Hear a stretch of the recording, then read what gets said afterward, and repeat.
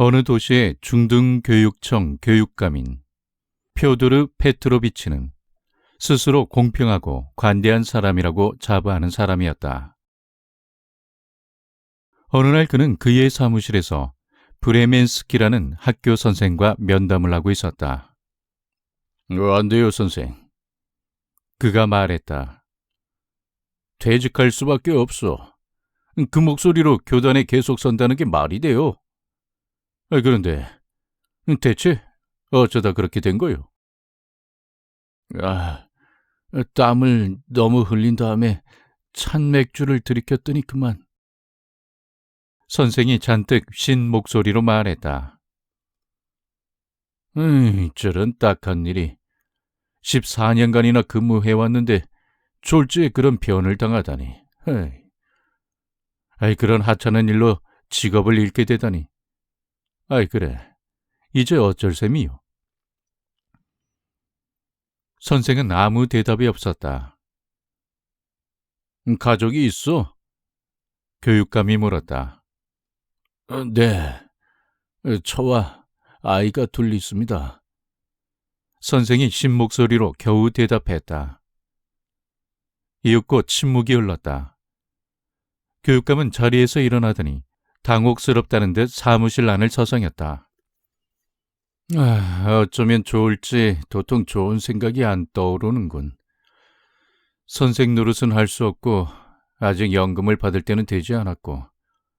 그리고 당신을 될 대로 되라고 당신 스스로 알아서 하라고 내친다는 건 차마 못할 일이고. 우린 늘 당신을 우리 사람이나 다름없이 생각해왔는데 게다가 14년이나 근무했으니 당신을 돕는 게 당연한데. 그런데 어떻게 도와준다. 뭘 해줄 수 있을까? 자, 선생이 내 입장이 되어 생각해 보시오. 내가 어떻게 해주면 좋을까? 다시 침묵이 흘렀다.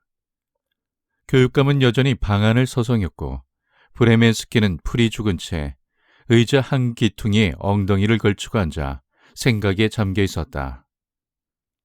그런데 갑자기 교육감의 얼굴이 밝아지더니 손가락을 튕겼다. 그가 입을 열더니 빠르게 말했다. 아니 왜 그 생각을 못했던 거지? 자, 들어봐요. 다음 주면 이곳에 사무관 한 명이 퇴직을 해요. 괜찮다면 선생이 그 일을 맡아 하면 어떻겠소? 그런 행운까지는 기대하지 않았던 브레멘스키의 얼굴이 밝아졌다. 교육감이 말을 이었다. 잘 됐어. 자, 오늘 중으로 지원서를 써서 제출하도록 하시오. 브레멘스키를 내보내고 나서 표도르 페트로비치는 안도의 한숨을 내쉬었으며 기쁘기까지 했다. 목이 쉬어버린 학교 선생이 굽슬거리는 꼴을 이제 보지 않게 되어 다행이었으며 빈자리를 브레멘스키에게 줌으로써 관대하고 점잖은 사람으로서 이를 공정하고 양심적으로 처리했다는 자긍심이 들었던 것이다. 하지만 그런 유쾌한 기분은 그다지 오래가지 못했다. 그가 퇴근해서 식탁 앞에 앉자 아내 나스타샤 이바노 분하가 불쑥 말을 꺼낸 것이다. 어머나, 하마터면 잊을 뻔했네요. 어제 니나 세르게 예분화가 찾아왔었어요. 어떤 청년을 부탁한다고 했어요. 중등교육청에 자리가 하나 비게 되었다면서요. 그렇소. 하지만 그 자리는 이미 다른 사람에게 약속했어. 교육감이 눈살을 찌푸리며 말했다. 그리고 내가 절대로 정실 인사를 하지 않는다는 걸 당신도 잘 알지 않소? 알아요. 하지만 니나 세르게 예분화 부탁인데 좀 예외로 하면 안 돼요? 우리에게 친척처럼 잘해주었는데 여태 아무것도 보답해준 게 없단 말이에요. 그러니 여보, 뿌리치지 말아요. 당신 성격 때문에 그녀나 나나 상처를 입으면 안 되잖아요. 그래. 누구를 부탁하는 거요? 폴 주힌이에요. 뭐야? 폴 주힌? 새해맞이 파티에서 차츠스키를 연주하던 친구 말이요. 그래, 그 친구란 말이지. 절대 안 돼. 교육감은 포크와 나이프를 놓으면서 다짐하듯 말했다. 절대로 안 돼. 어림도 없어. 왜 안 된다는 거예요? 여보, 생각해봐요.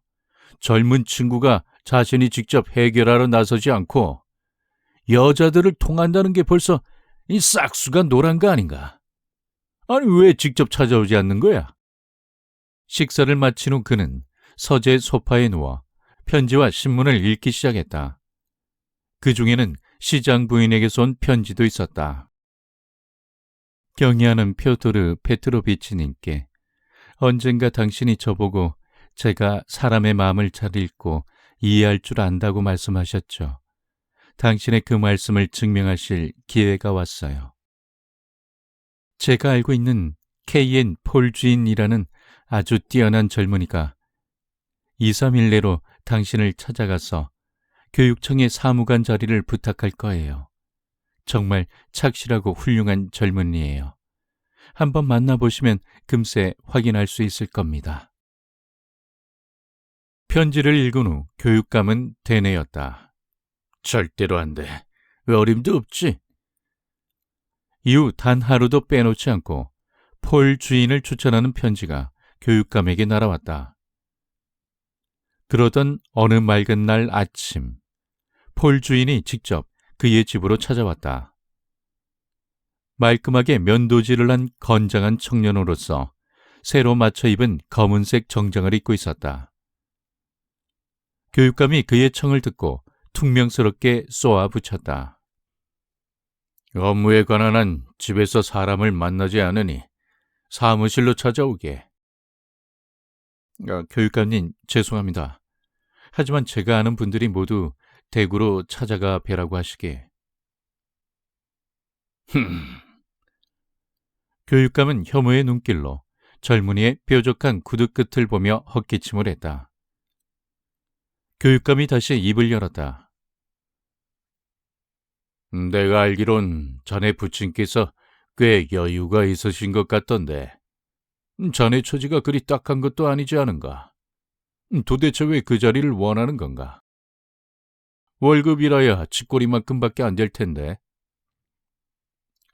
월급 때문이 아니라 어쨌든 관청 경험을 해봐야. 하지만 한 달도 못해서 실직내고 그만두게 될걸? 반대로 그 자리를 천직으로 알고 구하는 사람들이 많아. 넉넉하지 못한 사람들이라서 그 자리가 그들에게는. 교육감이 미처 말을 맺기도 전에 젊은이가 말했다. 교육감님, 절대로 실직내지 않을 겁니다. 정말 열심히 일하겠습니다. 맹세합니다.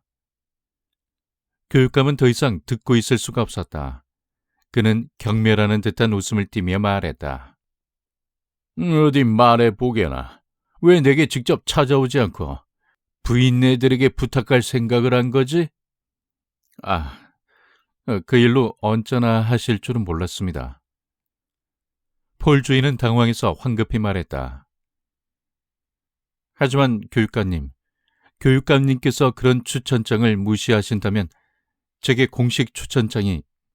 그는 주머니에서 편지를 꺼내어 교육감에게 건네주었다. 손으로 쓴 공문 형식의 추천장 밑에는 분명 도지사의 자필 서명이 있었다. 척 보아도 어떤 사모님이 귀찮게 졸라대는 통에 도지사가 읽어보지도 않고 서명한 것임을 알 수 있었다. 하는 수 없군. 두 손 들었어. 교육감은 추천장을 읽고 나서 한숨을 내쉬며 말했다. 내일 지원서를 제출하게. 할 수 없지. 폴 주인이 나가자 교육감은 혐오감을 도저히 참을 수가 없었다. 교활한 자식. 그는 씩씩거리며 방안을 오갔다. 원하는 걸 손에 넣으려고 수단 방법 가리지 않는 놈. 에이, 변변치 못한 놈. 비겁한 놈. 여자들 꽁무니만 쫓아다니며 알랑거리는 놈. 에휴, 빌어먹을 자식. 교육감은 방금 폴 주인이 나간 문 쪽을 향해 퇴하고 침을 뱉었다. 순간 그는 당황할 수밖에 없었다. 바로 그 순간 부인 한 명이 문을 열고 안으로 들어선 것이다. 도청 재무국장 부인이었다. 잠깐 시간을 내주실 수 있으실지, 아주 잠깐만. 부인이 방으로 들어서며 말했다. 자, 앉으셔서 제 이야기 좀 들어주세요. 자리가 하나 비었다고 들어서. 오늘 아니면 내일 젊은이 한 명이 찾아뵐 거예요. 폴 주인이라고. 부인이 제잘거리는 동안 교육감은 마치 기절하기 직전인 양 놀라서 얼이 다 빠진 눈으로 그녀를 바라보며 인사치레로 억지 미소를 지었다. 다음날 브레멘스키가 사무실로 찾아오자 교육감은 그 앞에서 한참 동안 사실을 털어놓지 못하고 망설이고만 있었다. 도무지 머리가 뒤죽박죽인 게 아무 생각도 떠오르지 않았고 무슨 말을 해야 할지 난감하기만 했던 것이다. 그는 선생에게 사과하고 모든 것을 털어놓고 싶었다. 하지만 마치 술에 잔뜩 취한 것처럼 혀가 굳어버려 말이 나오지 않았고 귀까지 시뻘겋게 달아올랐다. 그러자 갑자기 분통이 터져버렸다. 아니, 자기 사무실에서, 그것도 아랫사람 앞에서 이런 말도 안 되는 역할을 맡아야 한다니. 그는 갑자기 주먹으로 책상을 쾅 치며 벌떡 일어나더니 화난 음성으로 소리쳤다. 자넨 자리는 없어. 없다니까. 그게 다야. 제발 나 좀 내버려둬. 그만 괴롭히라고. 날 좀 내버려 둘 수 없냐니까. 그런 후 그는 사무실 밖으로 나가버렸다.